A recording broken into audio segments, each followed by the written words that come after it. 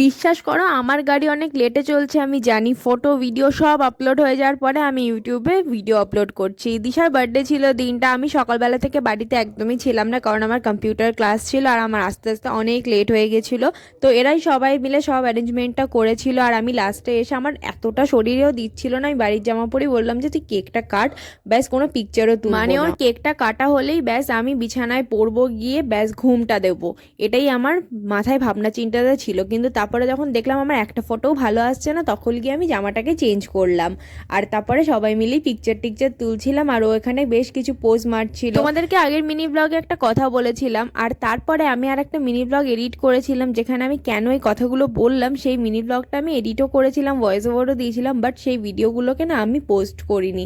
কেন করিনি? কারণ হচ্ছে আমি যখন ওই ভিডিওটাকে ভয়েস ওভার দিই, তারপরে আমি ভিডিওটা আমার গ্যালারিতে সেভ করতে ভুলে যাই, আর আমি আমার গ্যালারি থেকে ওই ভিডিও ক্লিপগুলো সব কিছু আমি ডিলিট করে দিই, আর ওখান থেকেও সব কিছু মুছে যায় আমার এডিটিং অ্যাপ থেকে। তো আমি আর কিছুই পোস্ট করতে পারিনি, তো তার জন্য আমার আর সেগুলো কিছুই বলা হয়নি। অ্যাকচুয়ালি আমি কেন বলেছিলাম কথা, যখন তোমরা আমাকে ভালোবাসো, যখন তোমরা আমাকে সাপোর্ট করো, সেই টাইমগুলোতেই না আমার কিছু না কিছু একটা চলে যে হ্যাঁ আমি এই টাইমগুলোতে আর তোমাদের সাথে কানেক্টেডই থাকতে পারি না।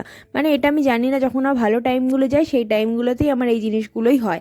তো সেরকমই একটা প্রবলেম হয়ে পড়েছিল। তো সত্যি কথা বলতে গেলে আমি একটু ভেঙেই পড়েছিলাম, যখন আমার ভালো টাইম যায় সেই টাইমগুলোতে কেন কানেক্টেড থাকতে পারি না, কেন আমি ভালোভাবে নিজের বেস্টটা দিতে পারি না।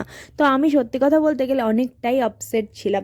যাই হোক, সেগুলো তো ছাড়লামই। আজকে দিশার বার্থডে, মানে আজকে না, মানে এই ব্লগটাতে আমি বলছি, যখন দিশার বার্থডে ছিল, আমাদের প্রত্যেকজনেরই বার্থডেতে, মানে 3 বোনেরই বার্থডেতে এই জিনিসটা এখন হয়ে গেছে যে 3বার করে পায়েস খাওয়াবো, আর মানে ঠুসে ঠুসে খাওয়াবো, যাতে মুখটা মিষ্টি, মানে অদ্ভুত মিষ্টি হয়ে যায়, আর তারপরে কিছু খেতেই না পারে। আর এখানে দেখো আমি হ্যাংলার মতো নিজেও পায়েস খেয়ে নিয়েছিলাম, আর তারপরে এসেও এই জিনিসটা কন্টিনিউ করছে, আর লাস্টের ডিনার দিয়ে দিনটা শেষ হলো। আজকের মতো এটুকুই, টিল দেন বাই।